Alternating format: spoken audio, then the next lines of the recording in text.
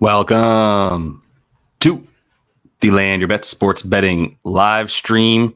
Gonna be looking for these Thursday night plays as we let people jump into the stream. Had a pretty good last week, y'all. I appreciate everybody who came in. We found some stuff together, and be honest with you, it was wonderful to get that Ray McLeod bet in. Got that look from a couple of you guys, and then went with it and laddered it. And dude worked out. He should have gotten 50. But ended up with the 42, which got us at least one rung up the ladder. So feeling good about that. That helped us get up to about 2.5 units up on the season right now through 2 weeks. So I've got some plays in. Those are in the VIP Discord. So all the stuff you need, link is in the description of the video if you want it. But that's going to include the tools that I'm using in the stream right now, so that if you want to see how I'm getting what I'm getting, it's going to be really helpful. There's one more that I added from last week. Like I said, while I let people jump in here real quick before we start going over some plays. The one that I am now also using for EPA stuff, which gives you real updated looks at both offense and defense EPA against the rush, against the pass, and everything. rbsdm.com, really good look. So that's just mostly for, like I said, EPA stuff and breaking down offenses and defenses a little bit more by play, rather than just always looking for the season's amount of yards they've given up, right? All those surface level numbers. This is a little bit deeper, but still really simple when you're looking at EPA success rate, and then you can filter it by drop back or rush attempts, right? So really good, easy charts that you have in front of you. Just wanted to shout that out real quick. I'm gonna be using Outlier consistently throughout this live stream show, so keep that into account here. But yeah, we're gonna go with it. Yeah, I had to get the tie going, bro. Like I started to be like, you know what? A little bit of dress for the job you want. A little bit of, I was tired of like having to buy new hoodies and like quarter zips, to be honest with you. I was like, I have like 40 ties, so why don't I just put on a couple different shirts and put on these ties? But it's still pretty comfortable. I'm not gonna lie to you, but appreciate the shout. Appreciate y'all being in here. What's up, Crypto Trappo? Remember, you found some pretty good looks last week too, so appreciate you. Reminder to jump in the comments and give me whatever bets you want to look at. We go over them together, show you some of the process that I'm looking at, and I enjoy getting the looks that you guys have too, for real. So the other thing I want to say, the schedule real quick, while I just have some of you here. Friday, gonna have some best bets up with Dieter again. We went 4-2 last week, and then Saturday gonna be putting up the anytime TDs and player props that we had as well from our pre-recorded show. So we've got some looks already there. All the looks that I have from the videos are gonna be in the VIP Discord early and on time, so you can get the same number. Link in the description, blah, blah, blah. All right, the other thing, like I said, if you do have a bet that you want to look at, that's what we do here. Take a look at those and get into it. This is a doo-doo game. I mean, let's just call it what it is, right? Like, this is two teams that are going to be absolutely terrible, at least in the past game so far. They have been. The Jets have been throwing it a lot more, though, which is crazy, but they still are not very successful. Just using my quick EPA stuff right here and looking at success rate for the Jets in their pass game. Actually need to go drop back success rate and EPA. So their pass game drop when they're dropping back for pass. All right, they're 11th. They had to throw a good amount, to be honest. But the rush game not working either, 14th. So the offense is there with the underlying metrics, but we know that they haven't really performed, obviously, up to par up to this point. So I want to look at the difference in how these teams defend each other as well. But let's see real quick, because David's got some. We got an 8. So this is, man, the ATD stuff tonight is tough. My favorite play, to be honest with you, at this point, I already gave it out, is Joey Sly. For him to get over 1.5 field goals, because we're just talking about, like I said, a game that doesn't have a very high implied total, right? We know that this is at, I'll just show you real quick, going over the game with the totals that is still 38.5 for the total. So do the math. Like, let's say that this game is, 21-17. So we're talking about 4 total touchdowns that we have to choose from. 21-17 even feels generous for how poo-poo this game is, to be honest with you. So the kicking points could be a little bit scary for Joey Sly. I think 2 field goals gets him to 6. You should feel good. The Pats should get 2 tutties against the Jets. Like, it should be about 21-17. But man, I'm not really sure, like, if I'm trusting those touchdowns for these teams to get in the end zone. When you say the running and passing vibes, let me know what you're talking about there, Crypto Trappa, in terms of the running and passing. Because what I was saying in my video earlier was, expect both these teams to keep running or at least the Pats rather, to keep running the ball, and the Pats and the Jets to pass it a bit more. That's what I was looking at. So if I go to the props real quick, in fact, I do want to show you a couple of things in terms of the amount of plays that they're running. So if we just go to, this is fantasy points real quick, and we look at, let me do it on Outlier with you guys real quick. If we look at, I don't want him, my bad. If we want to look at run tendencies versus pass tendencies. So let me pull up Rodgers right quick and look at, let me make sure you got the whole screen here. Yeah. Um, yeah, right. For sure. Look what we're talking about right now in the chat. Like I'm with you guys. Like we could be talking about tackles and assist props, kicking props for sure. This is an ugly game. I was considering, a special teams touchdown, perhaps something of that nature to get people seeing if when it's an ugly game like this, weird stuff happens, right? So that's kind of what the thought process is there. But what's interesting for Rodgers, so he's got some nasty numbers right now. If you look at the passing numbers, obviously, right, 49 plays that they ran it. He had 30 passing plays in game 1, 32 in game 2. So his attempts are still pretty high. If we look at those passing attempts, 21 in this first game and 30 in the second game. But they are passing the ball more than 60% of the time, which is kind of the opposite for the Pats. The Pats are running the ball 53% of the time. But the really interesting number is if you look at what they do on neutral plays, and that's one of the beautiful parts of being able to have this on Fantasy Points data, is the run pass report, because you can also get it during neutral game scripts, which is really crucial. If the game is within 7 points, then that's a neutral game script, meaning that they can choose to do what they want. Do they pass or rush more in those situations? That's really what I care about a ton. So you look at neutral and the amount of pass plays and the pass percentage rather for the Jets. They're still, where are they at? 14th in neutral situations, and then the rush percentage, obviously they're like not running it very much at all, like 40% of the time in neutral. So they're still throwing the ball. In part, the offensive line is kind of poo-poo, if we're being honest. That's one more thing I'll show you real quick. If you look at the offensive and defensive line matchups, you can get some really good data to help you see how good an offensive line really is at moving the other line. So this is a good start. Adjusted yards before contact by attempt. So on offense, how many yards is the running back actually getting to run before he gets touched because his offensive line is doing a good job? We got to go down a ways to get the Jets here. Where are we at? 29th. So they're not moving anybody, right? If you look at the way that they're playing on offense, they're not moving anybody back. They're getting hit. Their running back is getting hit pretty early. Breece Hall has been struggling to find some holes. They even got Braelon Allen in there a bunch last game to take some of that pressure off him. So that's not going to be super helpful, right? If we look at the similar stat for the defense here for the Pats, their run D's been pretty good, but it's also played some pretty bad rushing offenses. So there's a lot of conflicting numbers here. Where did the Jets go? My bad. I was talking and trying to find them. Yeah, so they're not getting the Pats rather right here are not getting much pressure on the rusher either. So that's something to be said for that, right? But yeah, that's just something to keep in mind for Breece. I think if you're looking at Breece stuff, you are looking at a little bit more of the rushing rather than the receiving rather than the rushing. For just to finish the point about the passing here, I think Rodgers is still going to throw the ball. I think he needs to, because the Pats defense has shown that it's been better against the run. The same time, the thing about the passing too is it's frustrating with the Pats that they have Christian Gonzalez, amazing cornerback, top 3 cornerback in the league, probably top 5 at least, and they still can't really stop the pass. They just throw away from him. It's a big reason for why they've still had like passing yards go up against them and not rushing yards. So I think the attempts will probably be there. They're listed at 30.5.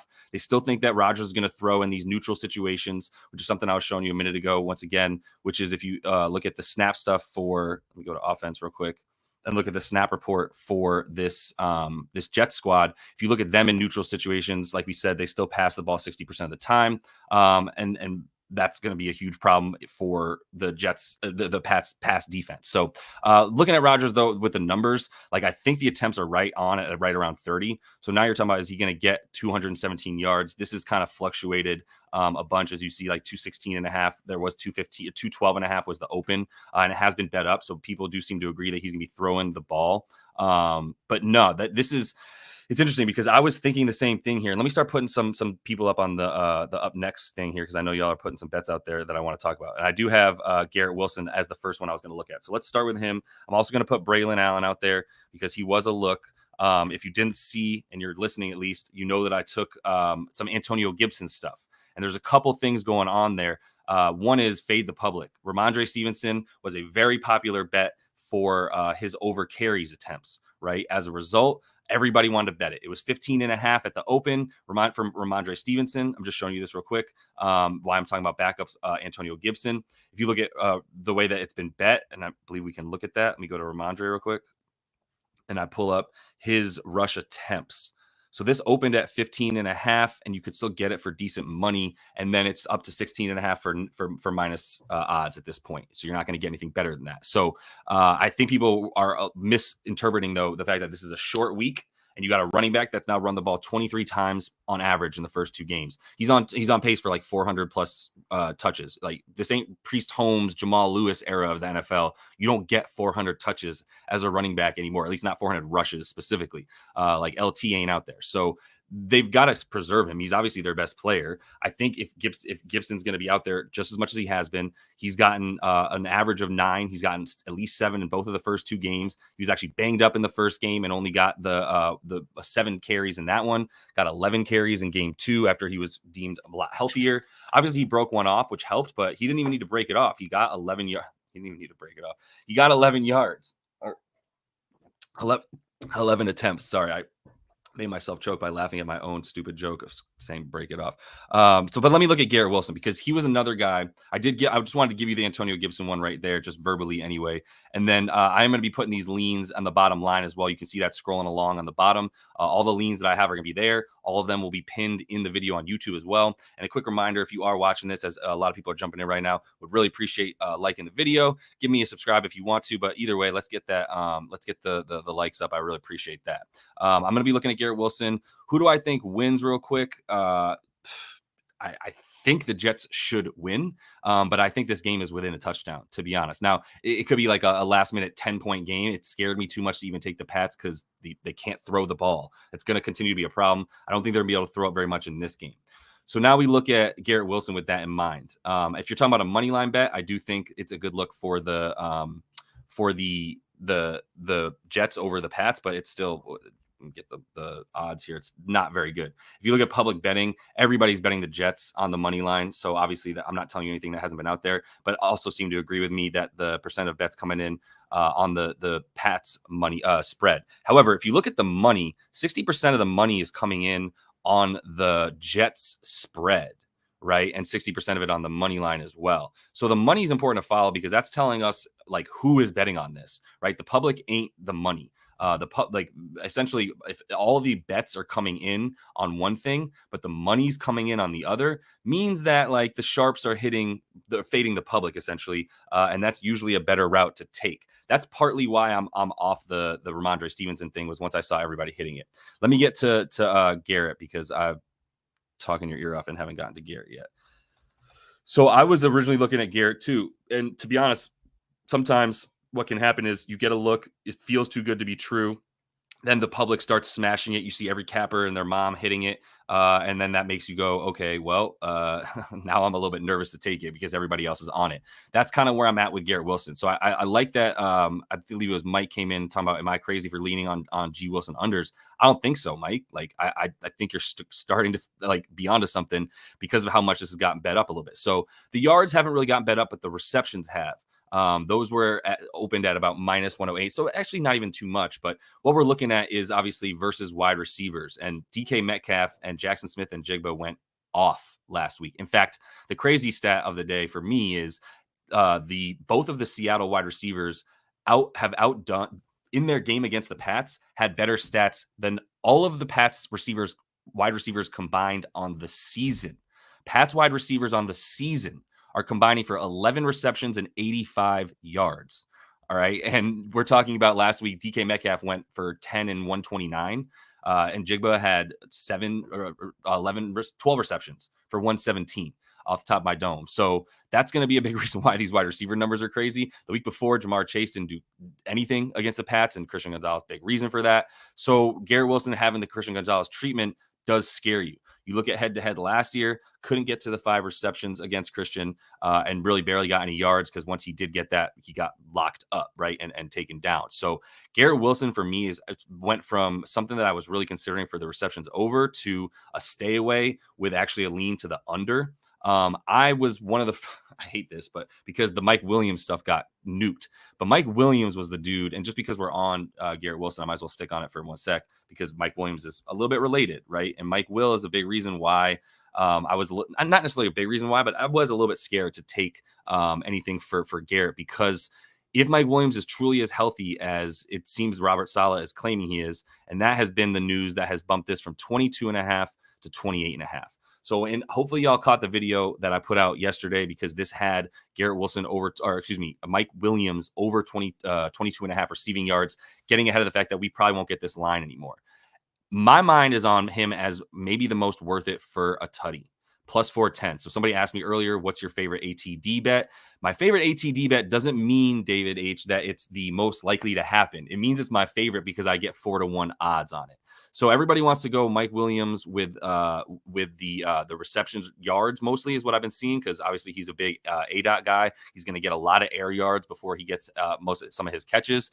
So, that makes sense that the yards would go over the receptions. He only needs one reception to get over 23 yards or whatever. Now it's 28.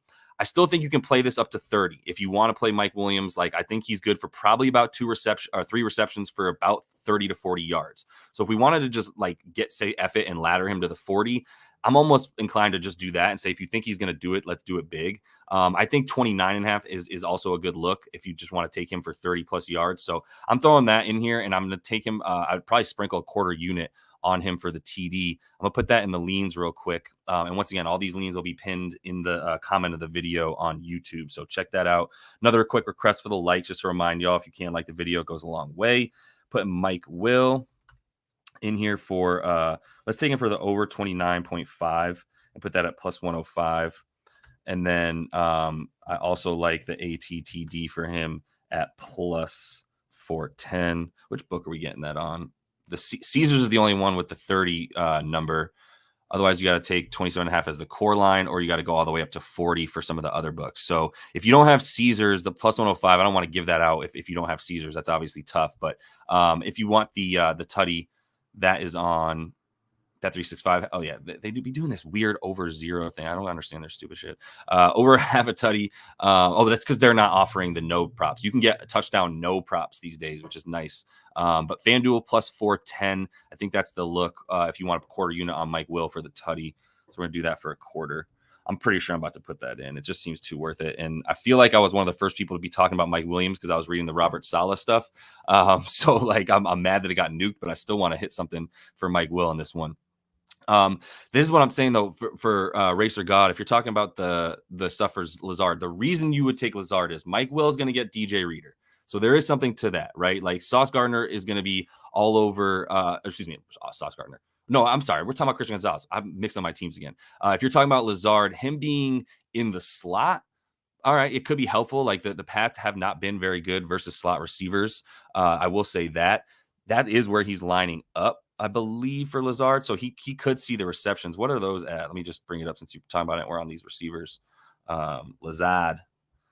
If Lazard was on the Pats and his name was Lazard.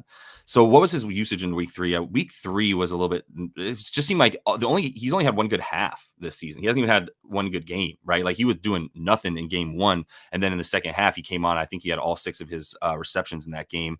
He had 6 in that one. Yeah, he had all 7 of his targets, 6 receptions all came in the second half when they were down, and it was kind of just poo-poo end of the game stuff, right? Then you look when they're in mostly a neutral game script in this one, 4 targets and 2 receptions. Let me pull up another tool that we use here to see how often people are on the field, how often they're used. This is playerprofiler.com /NFL, putting in Lazard here to see how much he was used right quick.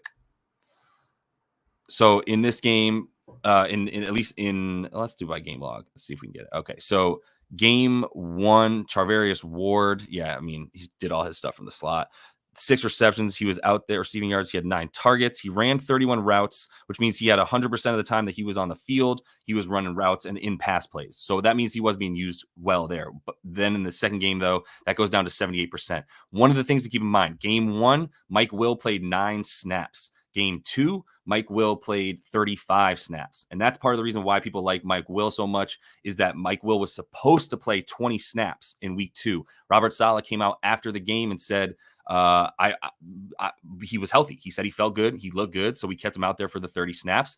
Plus he was a big part of that last drive where they came back and hit the tutty to win. So Lazard's props are going to start to be, I think, a little bit misleading at times. Like in the slot itself, it might be helpful for him, but I'm not too worried about Mike Will being out there for like 50 snaps in this game, which if there's at least in 2 games, there's a correlation between Mike Williams playing more and Alan Lazard getting less, right? So if you look at the receptions, I will say one thing to consider. Okay, so you had 2, what was his targets? We said 4, caught 2 of them. I would definitely say this for Lazard, over 2.5 for plus 105 actually ain't bad, to be honest with you. I kind of see what you're saying now. So what's good, David? Good to have you. And J Main, what's up, bro? Football season, baby. Yeah, you know what, Racer God, like I'm not just trying to say it's a bad bet because of the fact that Mike Will's out there, but there is something that makes me nervous about it. So if Mike Will only had 3, or I think he had the 1 target in week 1, right? So 1 target in week 1 for Mike Will. No, he had 0, and then the 1 in week 2. So the fact that he had 1 and Alan Lazard still only got that many, only got the 4 looks against that Seattle defense. It was neutral. They are playing. I think it's an okay look, to be honest with you. It's not something I'm going to put money down on, but I think that's a look for real. So keep that in mind. Yeah, I mean, and this is the other thing about the receiving yards and the receptions, J-Main, is like what you're saying here is we still haven't seen it from Aaron Rodgers. I mean, this is definitely a game for him to pick it up and to figure it out. Let's just look real quick at the pass defense for the Pats. I mean, you can already see against wide receivers. We got Mike Will here versus wide receivers. Not rushing. I'm on his rushing yards. My bad. Receiving yards, they give up the 4th most. Receptions, I believe they're dead last, giving up the most receptions. Geno Smith had a ton of completions last week. So that is something to keep in mind. Like you can throw on this team, and their tendency has been to throw. So I would be leaning towards throwing overs or receiving overs before I'd be going for the unders and the rushing, to be honest with you. But at the same time, consider that, like, yeah, both teams to punt first drive. Wow, that's sexy. Plus 238. I would see, yeah, they're not going to have anything that's like, see if they have each team to punt like individually. So like, is Jets to punt on the first drive a bet as by themselves? Same thing for the Pats. Is there a Pats to punt on the first drive by themselves? See what those odds are. And then that way you at least know if the number of plus 238 is legit or not, right? That's kind of the main thing that I would be worried about. Always with parlays, I'm always looking at like, are they giving me the proper amount of juice based on the individual bets they have? So Garrett Wilson was a stay away from me. I originally leaned over and really somehow came all the way to a slight lean to the under. So I'm staying away from him. Let me move on to Rhamondre for a minute. And quick reminder, if you do have anything that you want to talk about, bring that into the chat in the comments.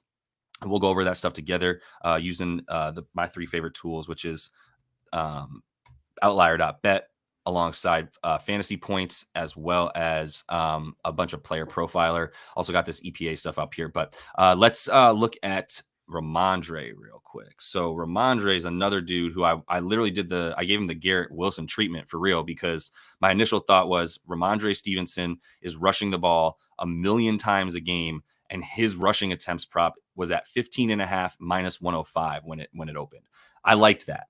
I didn't hit it.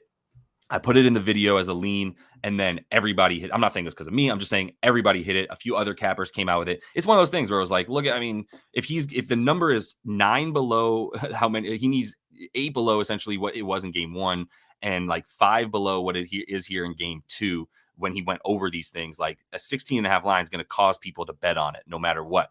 The thing is, at 16.5, I'm out. The juice is gone for sure. And now I do start to lean to the under, and partly because, like I said, Antonio Gibson eating into his usage is something that I'm a little bit concerned about. Now, here's the really weird part about Antonio Gibson. So I'm showing Antonio Gibson real quick because this is obviously Rhamondre's backup, and the thing about Gibson is he has not been out there very much. 22.5% snap share is not good by any means. So I would understand if people are like, you're an idiot for doing this.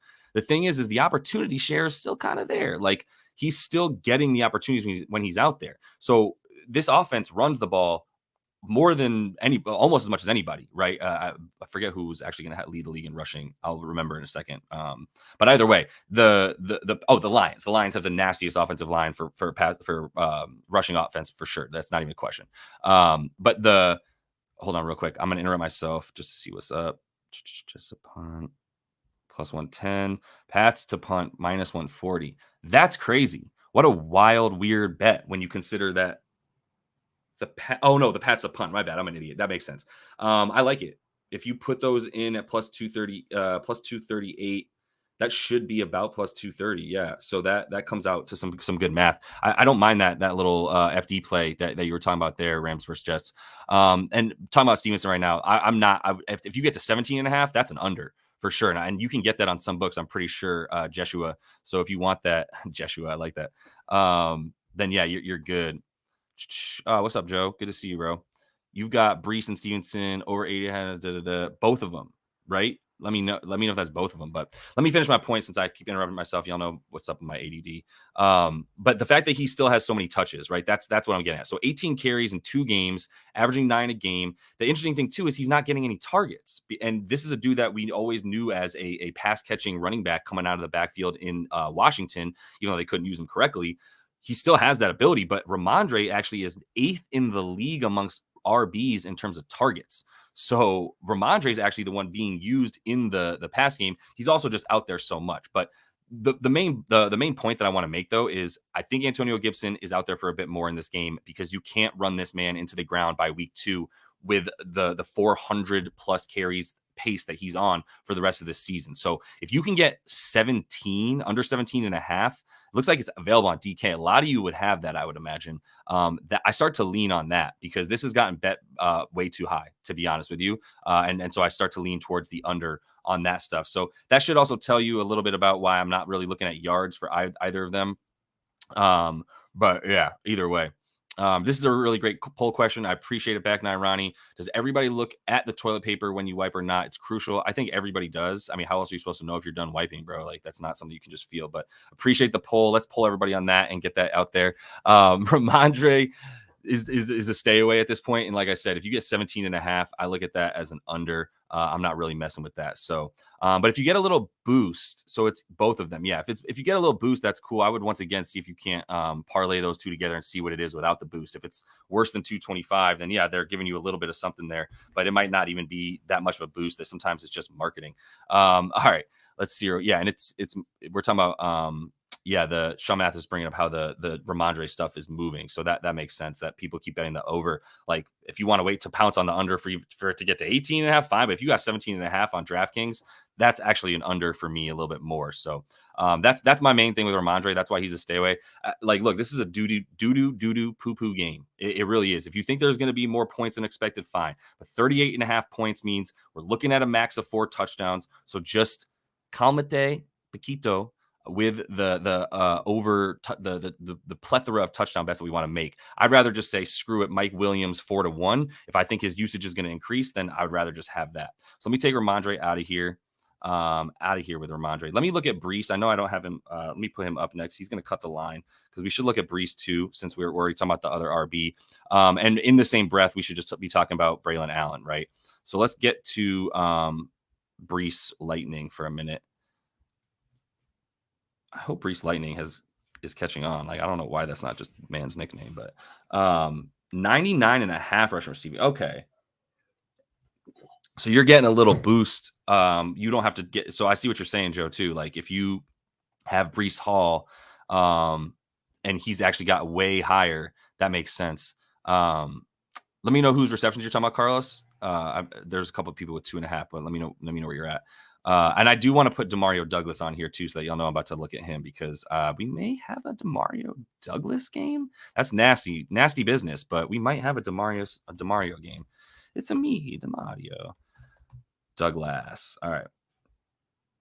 Demario might be up for some overs, but Breece. So this makes, once again, Joe, this makes sense what you're saying. 85 and a half over for both of them. And that actually is a little bit of a drop, right? Because Breece is at 99 and a half rushing receiving, or you can get him at 96 and a half rather rushing receiving. Rhamondre is 87. So if they both need 85 and a half, I feel you. The thing for Breece is I am going to be preferring his receiving yards and receptions perhaps than anything else. And that seems to be a little bit of the popular play. Over 28 and a half was the opener. And this has been bet up to 32 and a half.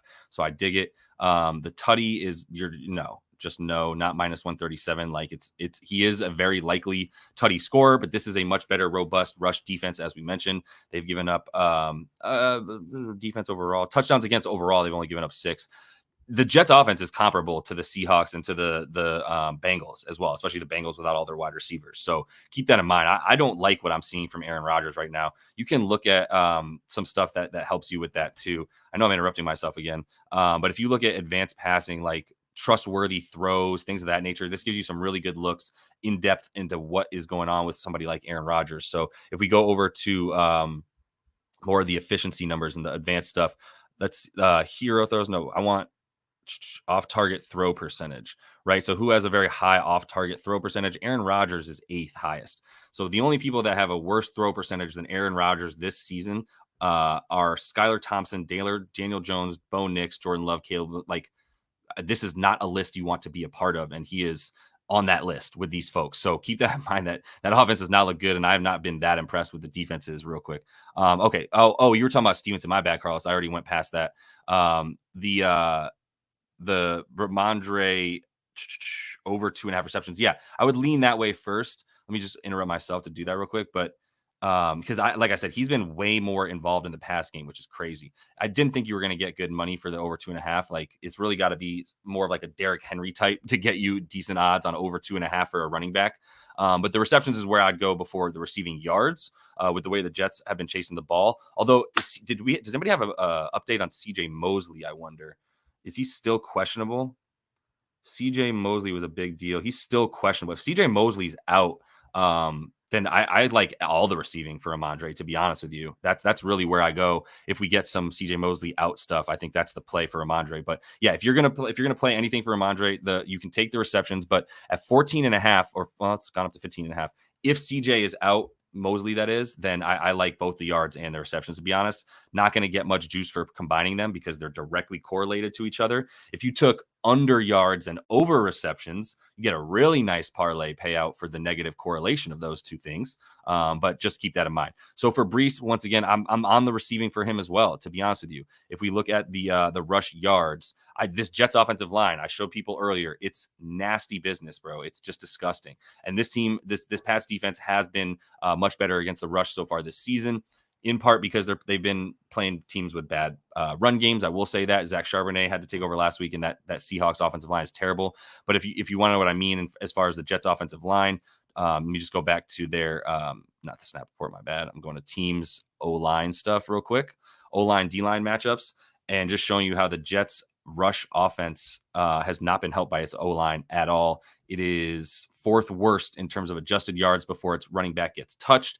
The overall rush grade for this matchup, 2nd worst in the league. In fact, both teams run games, right? Is their rush grade for this particular matchup is terrible because they're playing a very good D-line and their O-lines are not good at run blocking right now. So got to keep all that in mind. That's why, as far as the rushing yards go for Breece, I think, what are we at? 60, this is attempts, rushing yards, 61.5. Barely got over that against Tennessee. Tennessee's defense is much better against the pass this year. Might sound weird because in the past it's been bad pass defense and good rush defense, but this year Tennessee's much better against the pass, and we still only got 62 yards from Breece. Somewhat positive game script. Another thing to keep in mind about that game script I showed you guys earlier, when the Jets are in the have the lead. Let me show you that real quick. What is this? This is snap. My bad. Team. No, offense, snaps report, run pass report, excuse me. So looking at the run pass report for the New York Football Jets, if they are up by, or I'm sorry, if it's a neutral game, meaning they're within 7 points either way, they are still throwing 61% of the time in neutral situations. And even when they've been leading, which has not been very much, how many times have they even had the lead by 7 points? Not very many plays for the Jets. Yeah, they actually they've only run it once, and they've only ran one play up by 7+ points. That's the kind of season they're having. But yeah, so the rushing attempts at 15, needing the 4-ish, better than 4 yards per carry for Breece is not something I necessarily want to have to bank on when I consider the way that they're running the ball, right? So, and the way that this Pats D. So I do lean slightly to the under, and I would go with the over for Breece on receiving if you wanted it. This is wild. The 4.5 receptions for the back. Now, he's gotten it in both games, I understand. If we look at versus running back receptions allowed, okay, this defense is not very good. We know they will allow receptions in general to the running back. So that is something to consider. The targets for our boy, 6 and 8 if he's going to get 6 and 8 targets, if he's going to get 6 targets, I still like over 4.5, to be honest with you. What's he done now? He is a big part of this passing game. This is crazy. And this goes all the way back to last year. Obviously, last year, he was a blanket for Zach Wilson and whoever the hell else they had out there at any given time. I think Mike White had a couple snaps for them. So that is something to keep in mind. But man, let's look at the way that he's being used in general. So I'm pulling up Breece Hall on playerprofiler.com to see if there's anything there about the way that he's used. So if we look at him in both these games, let's look at routes run and stuff. Advanced receiving. So route participation, he is running routes. He's not being used as a blocker. 78% of the time that there's a pass play with him on the field, he's going out for a pass. That's huge with running backs, because if you get a 40% route participation from running backs, you know they're in there to block on pass plays. They're not out there to catch the ball. We know Breece is out there to catch the ball. He's not just a part, like an outlet. He's a major focal point of the passing game. So got to keep that into consideration. He's always going to have a high catch rate as a running back because you're getting those short targets. But he also had a bunch of air yards in this last game, right? Do we get air yards for I don't think we get it for the running back, but we do get route participation, which is what I care about more than anything. He's got the hands of a receiver. I mean, we know how versatile he is. And this is helpful. So I don't get a dot, but yards per route run for him is 2. Last year, the leader in the league was CMC at about 3. And nobody else, I don't think, even had 2 yards per route run for the running backs last season. So keep that in mind. That's insane, right? 2 yards means that he's running above the line of scrimmage. So most of the time you're getting swing passes behind the line of scrimmage for these running backs. Breece is getting him out front. This is all a case for his yards more than anything, but it's also showing you that he is a legit part of this passing game. He's not just being used as a decoy or a blocker or anything like that, or as a second or third option. Like, we can get his first read looks. I'm not going to get into all that right now, but you can also see his, like, is he the first read or second read, and how often? He's usually like the second read at this point, if third very often, but second consistently. So I think the over 4.5 receptions for Breece is actually a look, to be honest with you, with how bad this Patriots team is at defending these passes and short passes as well. So with those amount of, if he gets 6 targets, I gotta like the 5 receptions. Even money on FanDuel, you get the even money. I don't think the 6 is worth it, although that doubles it, but I still don't think that's worth it. It means shit. If he gets six targets, I still like 6 receptions, if we're being honest. The only thing that would dick us here is if they do come out and are leading by a lot. Now, if they're leading by a lot, then why won't they just run the ball with Breece? Probably because if they're leading by a lot, they're doing it through the air. That's my guess. So that would be the way that you look at this. If the Pats are playing well, they're controlling the clock and running the ball. If the Jets are playing well, they're passing the ball and moving the ball in like 8 to 10 yard chunks. That's kind of how these offenses work. But I'm going to put Breece in here as a lean, by the way, and then go from there, because I do want to talk about Demario rather. So I'm putting this in the bottom line. I don't think if anybody wants to talk about the quarterbacks, let me know in the chat. But also jump in there with a bet if you have it, and let me know what you want to look at. That said, let me put Breece in here on the leans.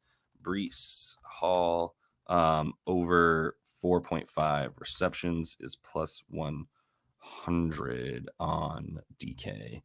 And that would probably be 0.5 U for me. I'll see if that's going to be a play. All the leans I have are going to be in the pinned comments though. But it's just not worth it for me to take the rushing for him. It's not like a favorable number against a good rush defense. So I'm gonna pass on these quarterbacks. I want to say that the attempts should be there for Aaron Rodgers, but I still not trusting that they won't go up by 2 touchdowns at some point and force this other squad to come back. Let me for the last couple of plays I'm gonna have in here, let me put in Hunter Henry as well, because I know that that's going to be a popular play. The Braelon Allen stuff we can look at. I actually want to start with Demario and with Hunter Henry though, so I'm gonna go in that direction. So if we look at Demario, and I believe somebody was just talking about him as well. Carlos was saying that he loves over 2.5 receptions or his 26.5 receiving yards. That complaining in the press conference going to get him some targets. The squeaky wheel gets the grease on offense, right? I just want to make sure I make anything. You have Dobbins as your RB2, Moss, Singletary, and Pacheco on IR. Do I keep hoping for production of JK or trade? No, yeah, I don't think you trade JK. I think he's solidified himself as the top back in LA, or San Diego or whatever. But no, in LA for the Chargers, I think you stick with it for real. Pacheco's, that's a tough loss. And I don't think I think Pacheco's a great way to kind of keep yourself in the game late in the season and guarantee yourself that you're gonna have somebody that can come back. And once he gets more involved in the offense, probably like week 12 ish, then he's sort of back to normal. You got 4 good weeks if you can hang on, but JK might be able to help you hang on by himself for real. All right, Demario. Obviously, I'm in this game. What am I doing? Demario. It's me, Demario. So yeah, that's what it comes down to. It's not just that Demario complained; it's that apparently his complaining fell on receptive ears, because both Robert Saleh and Jacoby Brissett were like, "Yeah, that's my bad." So the thing to keep in mind too, that I want to show you Demario before I get into anything. So it's at the receptions 2.5. I took this for -1 for 1.4 units for Demario to get 3. I want to get the full unit back for Demario, so I have him at over 2.5 receptions for 1.4 units. I also took him for the 4 receptions. For him to get 4 is +165 on Caesars. Oh, they dropped it on FanDuel. It was +164. It's now +154. I still think that's worth it. Anything +150 or above for 4 receptions plus from Demario is a look. It's a small little baby ladder for us, a little step stool, if you will. I don't love the 4.5 at +375. I think it's probably worth a sprinkle, to be honest. There's a couple of things that I'm looking at here. So first, for Demario, we can see separation, receiver separation. I just want it by. I just want his regular separation. Can I get that over here? All right, routes run. Is this going to give me separation stuff? Overall separation. No, I got to go to. All right, cool. We're going to go to receiving. We'll do it separate by alignment, which is whatever. He's played 2 defenses that were mostly playing zone, I believe, zone blitzes. So if we look at separation score overall between the first 2 games of the season, and we should do this we should filter this by routes. So I'm going to say you need to have at least, there's advanced filters, play qualifier. No, wait, play, no, qualifiers you found or not. Oh, you can't get it for separation data. Interesting. I was going to say that he needs to have run at least a certain amount of routes, but we can still just look at it this way. Can I filter it that way? Let me look real quick. Route, win rate. I guess, yeah, routes. At least. So greater than, let's say you have to have run, like 30 routes to count here. So I can actually decide if I care.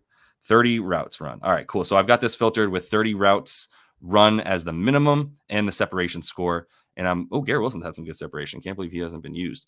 But in week 2, I know that he was really nice with it. He ranked like 10th.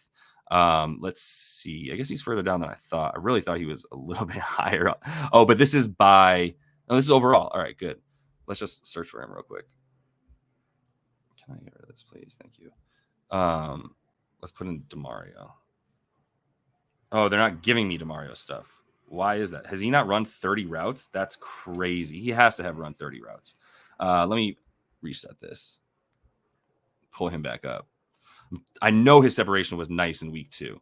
They're not giving me Demario at all. Why? This makes no sense. I must have messed something up, but I know I was just looking at this. That's crazy. Am I misspelling Demario? Nope, they just don't have him up here. All right. Well, I can tell you that Demario Douglas was in the top 10 in separation last week. He's been in there and around that, right? So it's not like he's just complaining. It's that he's complaining. He's been heard. They said in the media that he's been heard, and they want to get him the ball more. Then you've also got the fact that he's been open. And on top of that, you've got the fact that the Patriots wide receivers this season are combining, and I'll just do it quickly on StatMuse, Patriots wide receiver stats. No, stats this season. Wide receiver stats this season. Okay, let's just do Patriots player stats. Come on, StatMuse. Receiving yards. Oh my God, this season. I'm an idiot. This season. So Hunter Henry has 127. Everybody who's a wide receiver, however, KJ Osborne, Austin Hooper. Let's see. Where's Poke at? He's all the way down here in terms of receiving yards. Where is Poke at? Poke has like a couple receptions this season, but I don't know, man. They're tripping on it. Either way, 11 for 85 as a unit from the wide receivers. So that just continues to go. Demario Douglas needs to be getting the ball. If you look at last season, he went over the 4.5 receptions a number of times, right? And the other thing about it is he getting targets? So if we think he's getting targeted because he complained and because they know that he's been getting open because they have the same separation data that we do, what we should, for whatever reason, we don't have it on there. When he gets 6+ receptions, targets, he gets 4+ receptions. So right here, 7 targets, 4 receptions, 6 targets, 7, 9, 9, 5 goes under, 8 targets, 5 receptions, right? 5 targets, 3 receptions. And then in this last game here, he did, this is against the Jets last year. So this is because this is last season. But so one game he had 6 targets and didn't get 4 receptions. That was one game. It was against the Jets. I get that. Not a good look. But I think that this year, especially playing from the slot, I can also tell you the Jets are 14th in the league in limiting slot receiver EPA. So I know it sounds like a very specific stat, but basically in short, TLDR, if you're in the slot, you have a much better chance of getting a reception against the Jets because DJ Reader and Sauce Gardner are going to shut you down. Period. End of story. So let's see real quick. What's up, Aramis? Good to have you, man. Did you cover Greg the Leg? Yes, I took Greg the Leg over 1.5 field goals made. I didn't really want to deal with anything else. Poke. The problem with Poke, real quick, is that the is mostly that he's not playing from the slot quite as much as you are seeing that from Demario. And so that's going to be a big reason for that. Let me pull up Demario real quick right here too. So the Poke stuff, I got to stay away from. I don't love it, to be honest with you. I do think this team is still going to be running the ball. As I mentioned, I think that's going to be in part with Antonio Gibson. But let me see. I'm pretty sure you can get separation over here. Efficiency, yards per reception, target premium, efficiency, target separation. All right, dope. So yeah, but he's not getting targeted. That's the thing. Like this only counts when you get the ball thrown to you. They're not throwing him the ball. They haven't done it yet. And so all of his, but when he had a target with separation versus man, 3 of them a game. So it's telling us that like he's getting separation. We can bank on that. I believe in our boy Demario, so we're going to run with that. Let me get to Hunter Henry real quick and kind of close it out. I've got the, like I said, the leans are in the, what am I trying to say? The bottom line. If you would go ahead and like the video, super helpful. Got a lot more people in here. Would be really goes a long way for me. So much appreciated. If you want all the picks as soon as I make them, they are in the VIP Discord. So just plug in that real quick. The link is in the description of this video for all of you guys that want those plays. Make sure you're getting them there. Also have, let me just put this in the comments, 25% off for anybody who comes in of the next. I believe I have 8 spots left for the 25% off first 2 months. I gave out 20 of them, and I believe we're down to 8. So 25% off first 2 months. Code is SEPT24. So just the month and the year. I should have put that in the comment. I'm an idiot. But that is what it is. The link is in the description of the video if y'all want that. All right, let's look at Hunter the Man Henry and how juiced these have gotten because he's the most popular player on this squad right now after he had 75, like he had 109 yards receiving last week. And I believe Jacoby ended with a $149 passing. So this man's getting all the yards. 18 though in the first game of the season. And we should look at how the Jets do versus tight ends. 17th so far. Who've they played at tight end? Who even is the Seattle tight end? I know Gesicki was doing stuff for the Bengals in week 1. Or not Gesicki. What am I talking about? I'm talking about the Jets. No, the Jets didn't play Seattle. I'm an idiot. My bad. Kittle had a decent game. Kittle's had a good season so far. And then Chiggy. Did Chiggy do anything in their game? Not really. Yeah. So they haven't really been giving up to tight ends. Kittle was good, but obviously Chiggy didn't do too much against them. But now we've got Hunter Henry coming in. I mean, really, you just look at the way that his target share in this game was 40%. He got 12 targets out of all of the passes that Jacoby was making in that game, which was, I forget, it wasn't even 30, but it was probably like 25, and he got almost half of the targets. So that's a good start. The target share in this game was 12%, though, right? So it went from 12 to 40. How reliable is that? Like 3 targets in game 1. I don't know how much you want to rely on that. 34.5 yards, not obviously terrible. It's crazy that it stayed this low after the man got so many yards last game, but the receptions would be probably a better play. 3.5. So for him to get 4, it's just about the targets and the volume. So let's look at week 1. How often was he out there? I don't think he was hurt at all in week 1 either, right? Hunter Henry, pulling him up real quick. We look at his participation stuff. Okay, he's in there for 100% of routes, so we know he's going to be out there. He's got the 9th most routes run of any tight end on the season. Let's look at this in game logs, though. So routes, yeah, same number of both games. I mean, even in the Seattle game, he stayed in to block a little bit more in the Seattle game, and he still got more targets, got more receptions.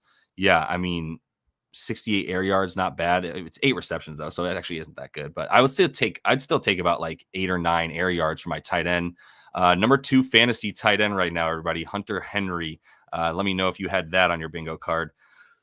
So he's participating and he's getting a lot of looks. Is he getting looks they don't get into the red zone. That's a thing. That's also why I like the field goals in this game so much, is because they like, even if they get into the red zone, this Jets defense is bend, don't break. Let me see real quick. So the average cushion, not bad. Let me see. We get those separation stats again. Separate. Why did they make it so hard for me to get separation stats? Unrealized air yards, average air dot, catchable targets. Okay, red zone targets. He's got 2 in the red zone, which is, yeah, I mean, it also tells you he's a big part of the offense. And actually, that ranks 2nd among tight ends. That is weird. That's really weird that he's 2nd at the 2. That's all. I guess it's a down year for tight ends. That's for damn sure. So that is a good point. That is why he's the number 2. He's catching everything, though. He is catching everything. He's getting pretty good yards per reception and yards per target, even. Like I said, about 8.5 to 9 as his yards per target, ADOT there.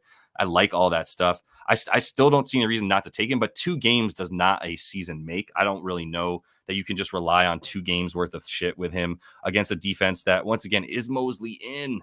I don't have the Mosley stuff. He's still listed as questionable match. If anybody gets Mosley info, let me pull up my noties real quick and see if anything came in on Underdog. No, still nothing about Mayo playing in this, or not Mayo, Mosley playing in this game. So nothing to help us with that. But yeah, Hunter's, if I'm going to take anything for Hunter, it's over 3.5. It's a sprinkle on the over 3.5 receptions. The yards are fine. I guess the ADOT actually, yeah, the ADOT does make it such. So he's averaging 12 yards a reception. If he gets 3 receptions, he gets over this number. So the yards might actually be a better play, just simple math wise, to be honest with you. 33.5 is minus 110. I actually am starting to like the yards more for Hunter than I do the receptions.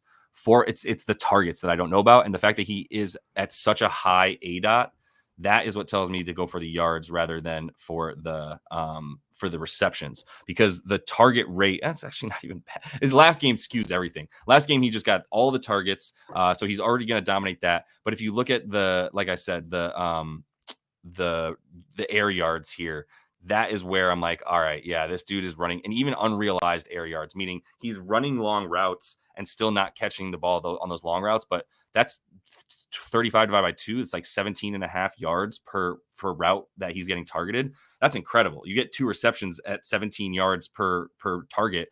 You catch 2 of them, right? You're getting yourself to the 34 yards you need. You catch 3 balls at about 12 yards per pop. Yeah, that makes total sense to me. I think the yards are I know they are. I'll bring up Brissett. I saw you too, Hermes. I appreciate you. I'll bring that up. We're going to go over Braelon Edwards next too. I'm going to add right now, though, to the bottom line with my leans that I like the Hunter Henry over. But that's the only.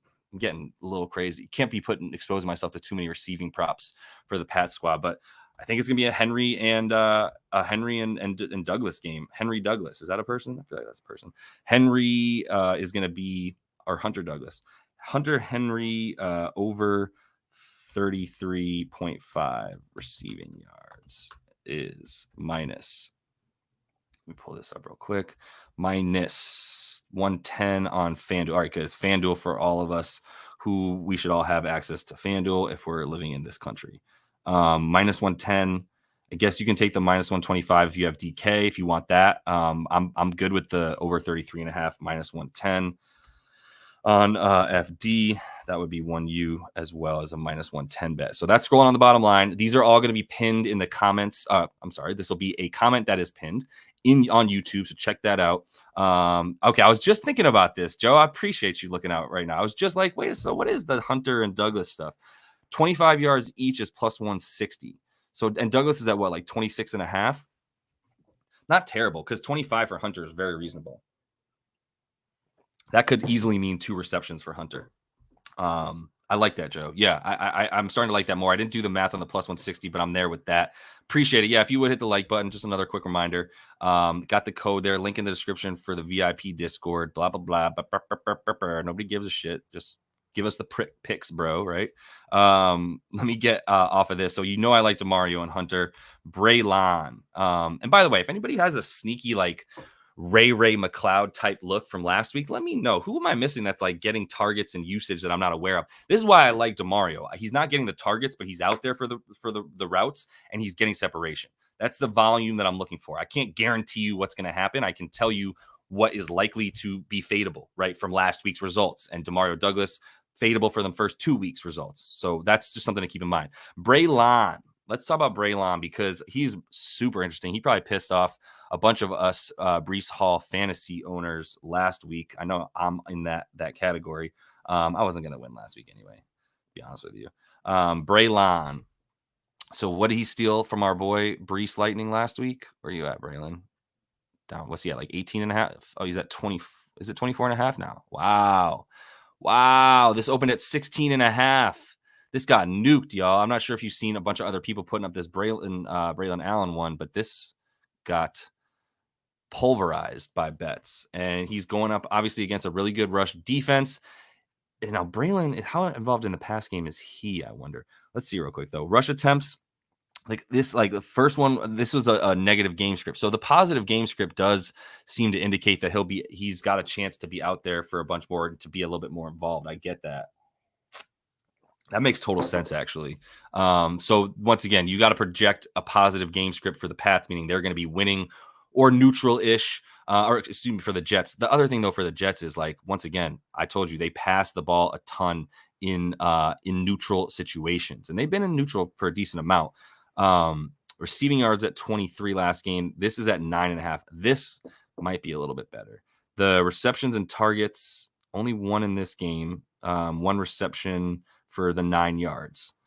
This one he had 4 targets, 2 receptions, and the 23 yards. Was that how he got the tutty? Was off the reception, or did he? Yeah, he got that off the receiving touchdown, right? Interesting. Can you get receiving touchdown for him? No, they only give you rushing touchdown. So Braelon, 9.5 receiving yards is a play. Over 1.5 receptions might be a play too. So he got 4 targets in this last game, right? Let's look at him real quick and see what his participation in this offense has been. Where you at, Braelon? Braelon Allen. I keep wanting to call him Edwards. That's the only other Braelon I know, right? Braelon Edwards. Red zone touches, 2 of them. Really interesting. Why is he getting red zone touches? Why is he vulturing from us? Oh, yeah, he had the 2 tutties. My bad. He had 1 rush and 1 receiving last week, right? Damn. Top MF in here says the Jets win 26-6. If that's the case, careful with a lot of stuff, including some of the stuff that I said. Michael is defiantly taking under Conklin. I'll take a look at Conklin. With that amount of defiance, bro, I'll take a look at Conklin. Let me put up Conklin on the up next real quick. Can't get out of here just yet. There's a couple more. This is when we found the Ray stuff, was at the end, and I was like poo-pooing somebody like a dipshit. I was like, Ray McLeod, you want the 3rd receiver on this awful passing offense? And then I actually looked at it, and dude was getting targeted, and dude was on the field. And they're running all that. That's Zach Robinson running 3 wide receivers all the time in Atlanta. That's what Zach Robinson does, OC. Crab cakes and 3 wide receivers. That's what he does. Braelon Allen, and I'm putting up who I just forgot you're talking about. My bad. Oh, man, this ADD is crazy. Conklin unders defiantly. Let me look at Conklin. And then, man, I some of y'all like Jalen Polk.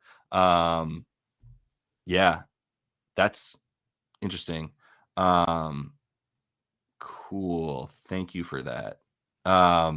I'm telling you, look at Conklin under. Okay, sorry, real quick. I'm gonna finish Braelon Allen. Let me focus for 1 second, and then I'll take my fucking Adderall and get back into this. I like how much he's out there. I really like the 9.5 receiving yards. I really like the over 1.5 receptions. That was the only other thing I want to see was routes and such. See if he's participating. 32% of the time that he's on there for pass plays, he's running a route. Not great, not terrible. 19 routes run though. And the target share is at 8.6%. Not bad. So when he's out there, he's getting targeted 9% of the time for a backup running back. Not bad.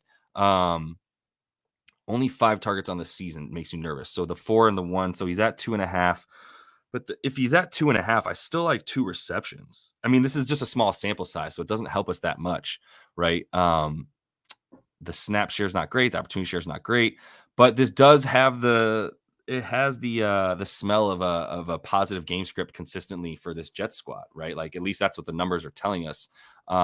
So yeah, great question real quick. And I'll get to this, but like, I don't know, but I'm following that trend. So it's a great question. Why is the very often used in the passing game Antonio Gibson not being used in the pass game? First of all, Rhamondre is just out there too much. And then it seems like when Antonio's out there, they're still just trying to run the ball no matter what. Like they're not trying to pass the ball for the Pats. So it's a big reason. But if anybody does have any insight into why Gibson is only being used in the run game, only has 1 target and 1 catch this year, that'd be great to know. Yeah, I still got to go with at the 2.5. If you're taking anything for Braelon Allen, it's over. Oh, we get it even money now. Very nice on Cesars if you have Caesars. And then the receiving yards for Braelon at 9.5. I mean, he can get this in 1. He could definitely get it in if he gets 2. So I think both plays are legit here for Braelon. And I still like it for Breece too, like I said. But the Jets are continue to show us that they want to pass the ball, overrun it. So I'm going to continue to believe them and take passing and receiving props rather than rushing. So let me put Braelon in here and with the lean towards both. Over 9.5 receiving yards / and that's plus 105. Which book would we have that on? Plus 105 on 365. That's right. So I think because you could probably get a better number on DK's got 8.5. Who's got 7.5? FanDuel's got 7.5. Wow. Always shop your lines, fellas. That's crazy. So 7.5 is a big deal for a running back. Honestly, you still get it at minus 115. I'm happy to take that. This is turning into a play, bro. Over 7.5 receiving yards is minus 115 on FD. That's a unit play. And then the receptions themselves, you can still get 1.5. Okay, you can't get a half a reception, but you can get over 1.5 for even money. I still think that's a look on Caesars. I think even at minus 105, it's a look. That's kind of where I draw the line. I mean, minus 110 is fine, but really much past minus 110, and I'm kind of out. But I think the even money for 2 receptions, the way he's been used, could be a thing. And once again, if they are up, if you do believe in that, then there's more likely that he's going to get that time. So let me put him in here for over 1.5 receptions. That's even money on Caesars if you can get it. All right. That one's I actually like the yards better than the receptions for him in this game. It's similar to Hunter Henry. So all the bets are rolling on the bottom line there. Make sure you check those out. I didn't want to forget. I know I have Conklin here. Let me look at that because that was said with enough conviction by Michael that I'm like, all right, bro, I'm definitely going to look at it. And then last one was Jacoby rushing, and then we can get out of here. And maybe watch some WNBA. I don't know. Today's going to be shit. Let's see. Save this. All right, so we're going to finish with Conklin and Jacoby and start with Conklin and go from there. Let me get rid of these. I don't need these other dudes. Tyler, where are you at, big dog? Tyler Conklin. All right, let's take a look at how the Pats have been against the tight end. This is under 20.5 yards. So you were saying under on the yards, bro, right? Conklin under on receptions is what Michael was bringing up. All right. And dope. Okay, yeah, you're agreeing with my Braelon look.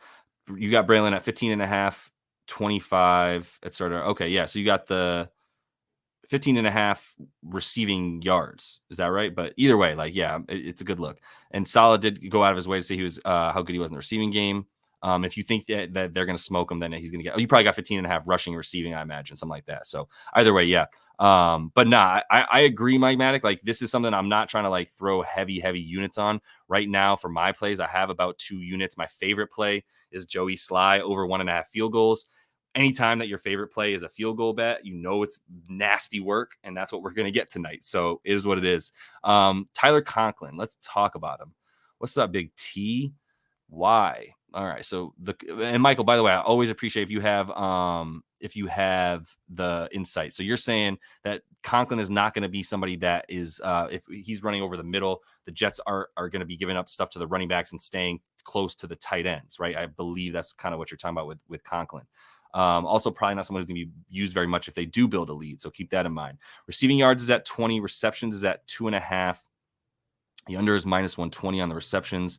Looks like it's widely available, but it's -120 on underdog. It's -135 in these other spots. Still, I'm not above taking a -135 if you think it's that good of a look. The targets, 2, 2, and 3. So that is a really good indication that he's going to go under 2.5 again. I get that. But once again, we got to be very clear. Like, the 2.5 is -135. So just keep that in mind. We look at the targets at 3, 2, and 2. That's a good look. Can't get 3 catches if you only have 2 targets. That's a really good point. The yards, not like he's breaking off anything after the catch, right? Yards after catch, he's gotten 11 total. Let's do this year. I don't want to look at last year. My bad. This year, he actually had a pretty good year last year, which is crazy. So this year, yeah, yards after catch, he's looking at 5.5. In fact, 6 of his, what was his actual yards again? Receptions, targets, receiving, yards. He got 6 in this game, 10 in this game, and they were all yards after the catch. Yeah, this is, it's a look. It's a really good look. I totally get that, and I appreciate that. The -135 is a little bit scary. 3, though, if you do think that Garrett Wilson, even if he gets locked up, and you got Mike Williams and Lazard, that seems to be a good look too. Overall receiving yards, but versus tight ends, New England's a bit better. Yeah, that makes sense that you're talking about. So they have been giving it up to wide receivers, not to tight ends. Again, they played some not great. The Pats have played some not great tight ends, right? Gesicki, and then who the hell is the tight end for the is it Noah Fant still for the Seahawks? Like, I'm just not worried about Noah Fant. Yeah. Okay, cool. So for Conklin, I see what you're seeing for real. I mean, he's not even getting the targets. He's not getting the participation. Let's see if we can find one more thing about how often he's on the field using Player Profiler. We're looking at Conklin. And then I got a dip to give these VIP bets out of what I'm actually playing. Snap share. He is getting a ton of the snaps. Target rate, not good. Target share, not good. 4 total targets. He's running the slot 30 times. That's annoying. Why is he running in the slot? That doesn't make me like it. And his route participation is high. He's just not getting targeted. And this is a pretty good defense against tight ends. So I would agree with what you're saying there, my guy. So what if you're getting I'm interrupting myself. If you're getting Mike Williams yards at 30.5, I hope you're getting like plus 110 or so. I mean, I wouldn't play that for anything that's not plus money. Like, we're all very, very excited that Mike Williams seems healthy, but we should chill a little bit. Oh, good look, Aramis. I see you. Any quarter to end scoreless plus 200. These are some bad offenses. There should be one quarter that doesn't get any points. I agree with that. There should be. Let's look at Jacoby real quick. I'm loving the Braelon Allen stuff. I got to get out there and look at it a little bit more, but loving the Braelon Allen stuff. I'm going to get on that. So everything is in the pin comments.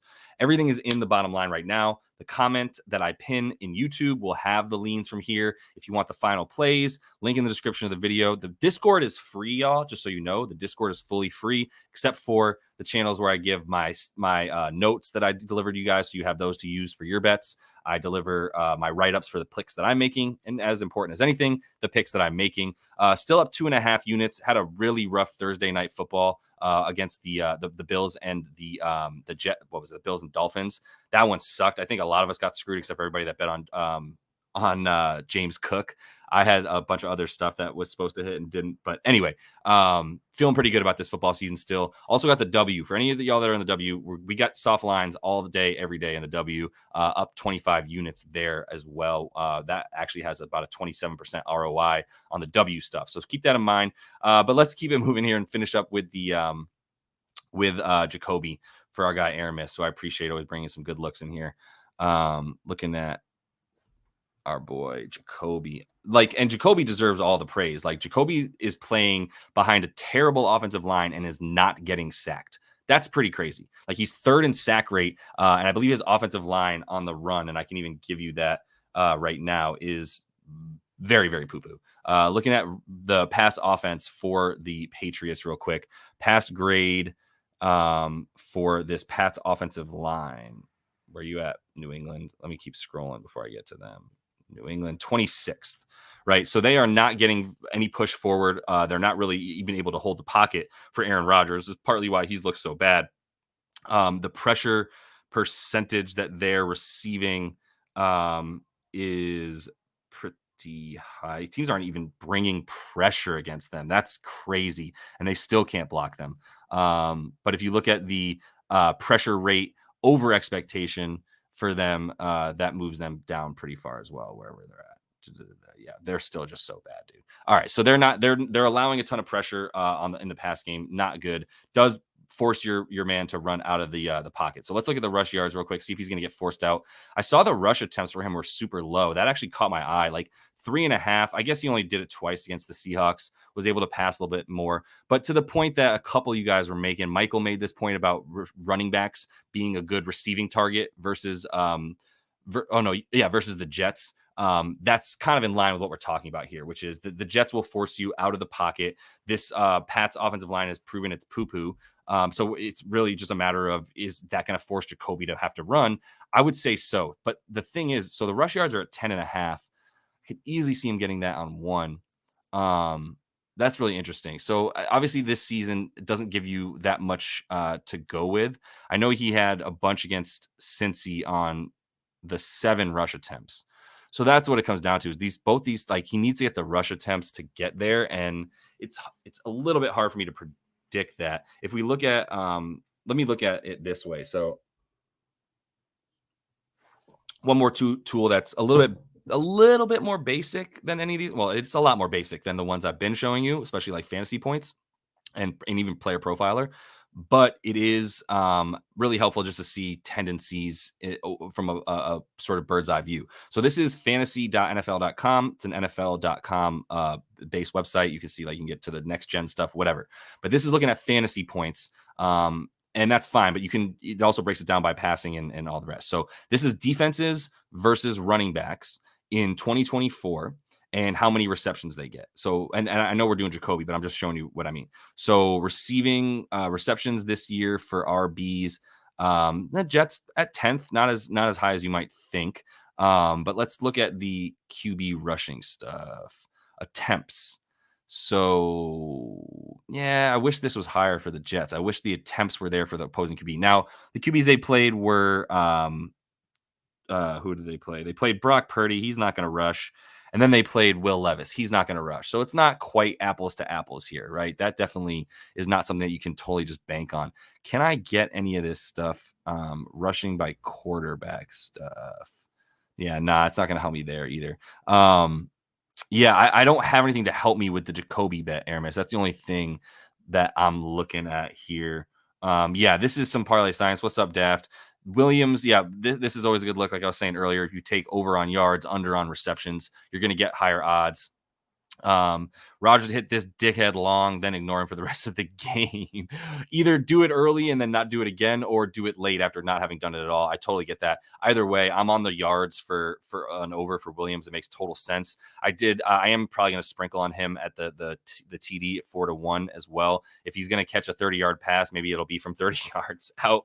And just the participation. He's a big body guy that should be able to out jump, if he is healthy, the second corner on the Pats. So I agree with that stuff. I unfortunately can't really find anything that makes me like the Jacoby rushing stuff, to be honest with you. I don't think he really wants to run, to be honest. And so as a result, like, I don't think it's going to be something he's like looking to do very much. I see that the Jets are worse allowing rushing yards to QB and overall. So I get it. I'm not going to hate on it at all. I think it is a look. It's just not something that I have enough of an edge with any of the data or any of the numbers to help me get there. So that's all I'm going to have for today. Once again, definitely jump into the description of this video if you want to make sure you get all the links to the tools I'm using. Also, you can sign up for the VIP Discord in there if you want to. One more quick look at the upcoming schedule here. Friday, tomorrow, I got best bets for Sunday with my guy Dieter, who covers the 49ers and actually has won a good amount of money betting as well. I should probably preface with that because he has some really good looks. Saturday, we'll have our anytime TDs and player props that come out as well. So if you don't mind, like this video, subscribe to the YouTube page, and you won't be missing any of this stuff as it comes out. So it's usually going to be this type of schedule. Wednesday, I'll have all my picks of my preview up for Thursday Night Football.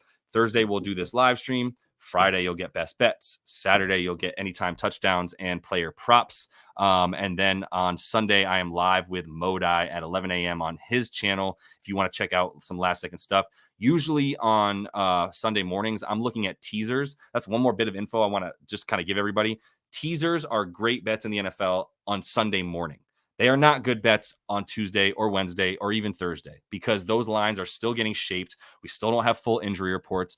Don't know who's going to play. As soon as you know who's going to play on Sunday morning, or better yet, if you're still questionable, but you at least have a concrete line, because on Monday or Tuesday, and as soon as these lines start coming out, they start getting bet. People are trying to get value before the markets move, right? By Sunday, the markets have moved these lines to exactly where they probably should be. There's enough people betting out there with enough information that the line is usually fair or good, strong by Sunday morning. Teasing a strong line is a better play than teasing an arbitrary line that comes out on Tuesday, right? Once the market moves it to a strong place, now you know that that's a good anchor for your tease. If it's -2 and you want to get it up to 8 to get it over two key numbers, -3 or +3, whatever, +7 as well. Those are key numbers you want to move through with your teases. I can talk about all this stuff more on Sunday morning, but I'm giving that out Sunday morning with those teases as well, on top of any of the extra plays I can get for player props and the like for Sunday's slate. Appreciate all y'all being in here. I will be back, like I said, tomorrow. So until I see y'all next, happy betting.